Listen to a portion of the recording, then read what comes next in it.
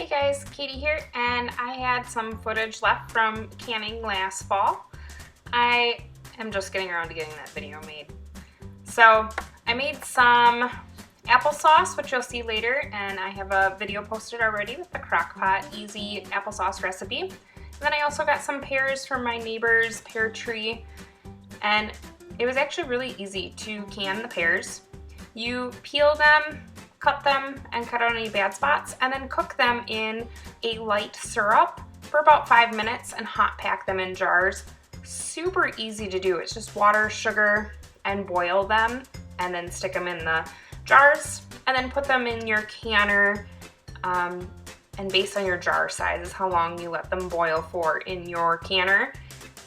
And as long as the lid's sealed, they store for about 18 months. I'm new to canning and still learning, but so far the pears have been keeping really well. So I'll leave that recipe down below in the description, and if anyone has any advice, I'd love to hear in the comments.